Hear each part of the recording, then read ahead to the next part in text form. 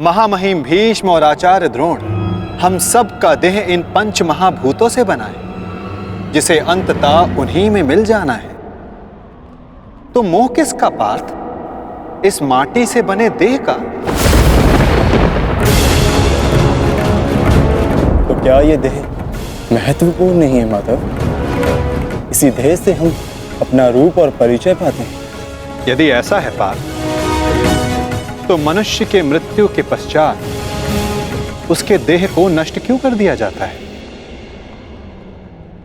मनुष्य का वास्तविक स्वरूप और परिचय उसके देह से नहीं, उसके स्वभाव, उसके कर्म, उसके विचारों से होता है पार्थ। जब मनुष्य का देह नष्ट हो जाता है, इस संसार में नहीं रहता, तो मनुष्य के कर्म और उसके विचार उसका परिचय बनकर इस संसार में रहते हैं पार्थ। मनुष्य का जीवन केवल 20 दृश्य और अदृश्य पदार्थों का संगम है, परंतु फिर भी सबके विचार, सबका चरित्र भिन्न है। क्यों माधव?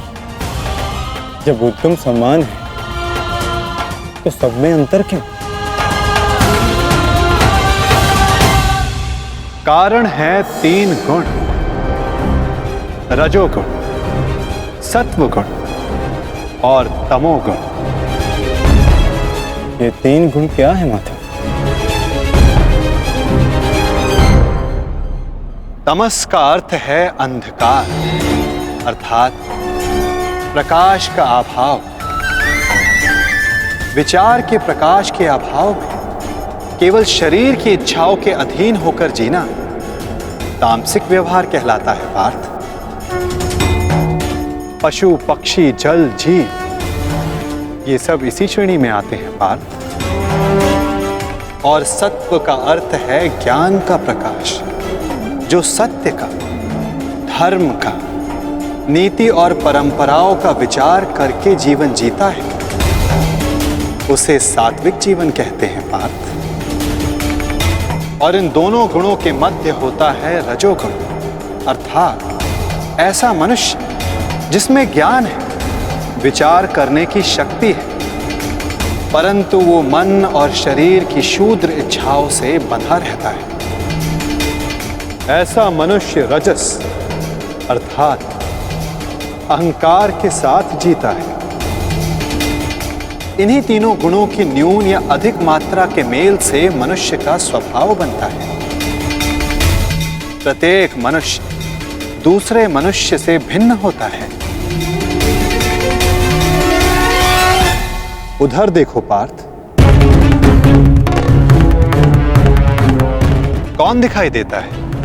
दुर्योधन और दुशासन। अब दुर्योधन के भीतर स्थित गुणों का विश्लेषण करो पार्थ। धर्म जानते हैं, परंतु उसका वहन नहीं करते। अहंकार इनके जीवन का केंद्र है, अर्थात तमस की मात्रा न्यून है और रजस गुण की अधिक, और सत्य तो बिल्कुल भी नहीं। और दुशासन,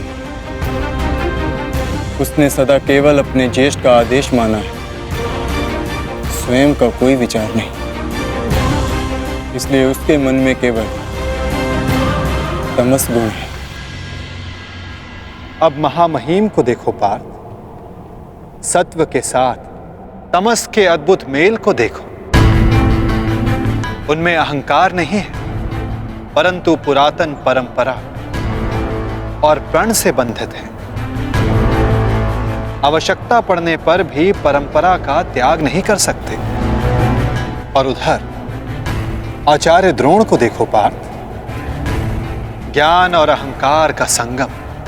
ज्ञान उनको मुक्त करने को आतुर है, परंतु अहंकार उन्हें मुक्त होने नहीं देता।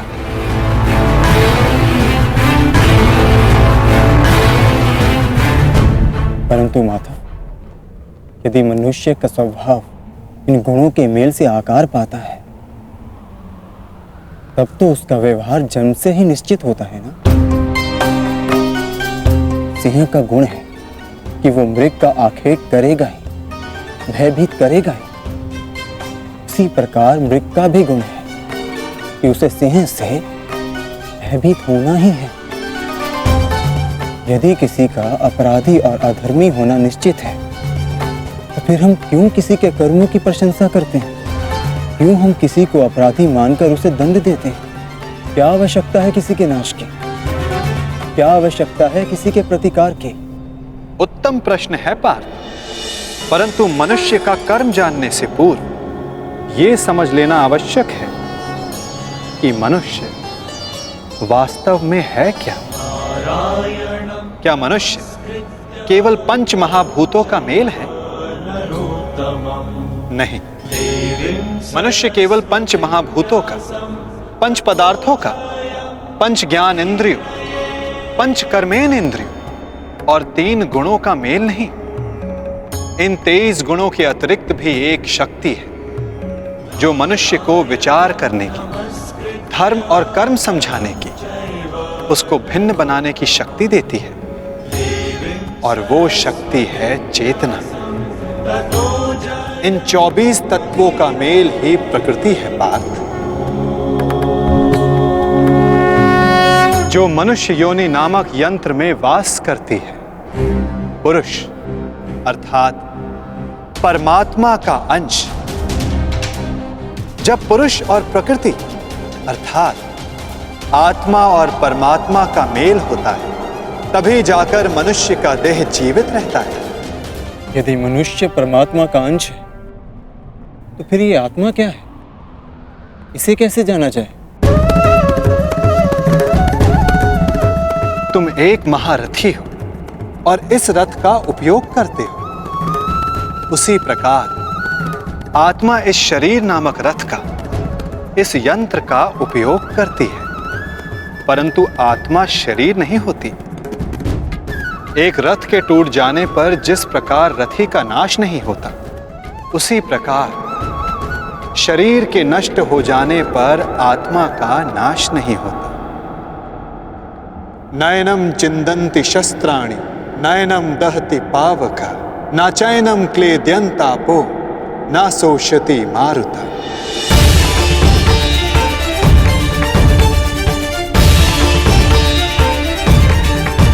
आत्मा को ना कोई शस्त्र छेद सकता है, ना अग्नि उसे जला सकती है, ना जल उसे डुबो सकता है, ना वायु आत्मा को सुखा सकती है। आत्मा अजर है, आत्मा अमर है, अमर है, अमर है, अमर है। आत्मा शरीर से जुड़े होने के पश्चात भी वो शरीर से अलग है। ना हन्यते हन्यमाने शरीरम पार्थ। शरीर की हत्या की जा सकती है, परंतु आत्मा की हत्या नहीं की जा सकती। वो अचल है, स्थिर है, वो सनातन है, सर्वव्यापी है।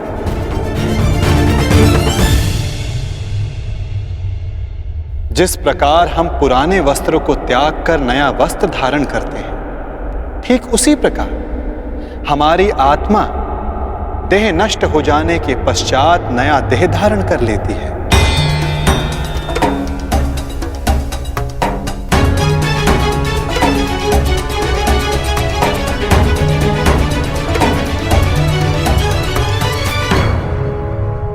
परंतु स्वयं को देह ना जानकर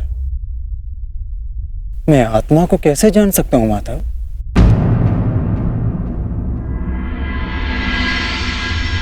पार्थ, इसमें कुछ असंभव नहीं। एक दृष्टिहीन व्यक्ति संसार को अपनी मन की दृष्टि से देखता है। बोलने में असक्षम व्यक्ति प्रयास करके अपने संकेतों से संसार को समझाता है। जिनके हाथ पांव नहीं होते वो भी पुरुषार्थ करते हैं। तो आत्मा को जानना भी इतना कठिन कार्य नहीं है पार्थ।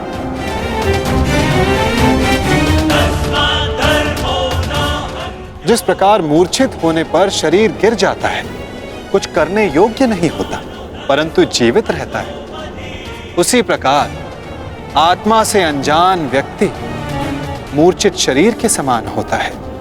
वो जीवित रहता है, परंतु कर्म और धर्म को समझ नहीं पाता। जो मनुष्य अपने भीतर जाकर उस परमात्मा के अंश की खोज करता है, वो जान जाता है कि वो केवल इंद्रियों का संगम है, केवल ये शरीर नहीं, केवल भाव नहीं, वो स्वयं को आत्मा के रूप में पहचान लेता है।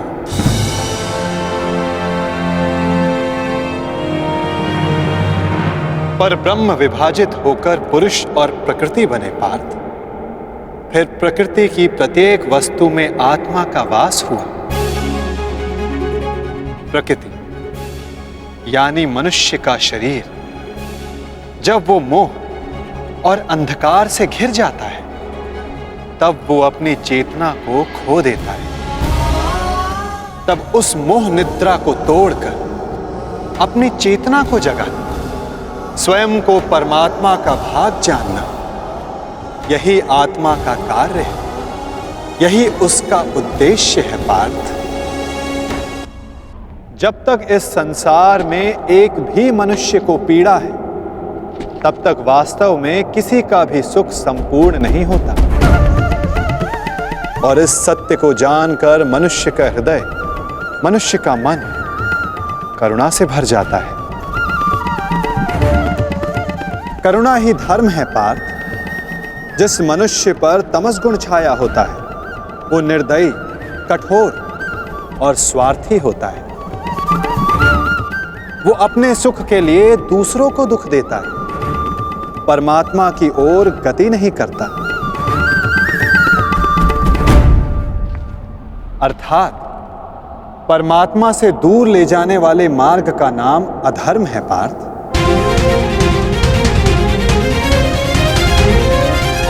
अर्थात अधर्म तो अज्ञान का दूसरा नाम है माधव। परंतु अज्ञानी और अपराधी में अंतर नहीं होता क्या? अज्ञानी के लिए दया आवश्यक नहीं, उन्हें दंड देना कैसे उचित है? जब एक अज्ञानी ज्ञान का मूल्य जानने को सज्ज ना हो, तो दंड ही समाधान है पार्थ, और दंड ही दया है, उसके प्रति भी और दूसरों के प्रति भी। सृष्टि की गति सदा परमात्मा की ओर हो, यह आवश्यक नहीं पार्थ। कभी कभी ऐसी स्थिति भी आती है जब अधर्म, मोह और अज्ञान बढ़ जाता है। धर्म के नाश का भय उत्पन्न हो जाता है।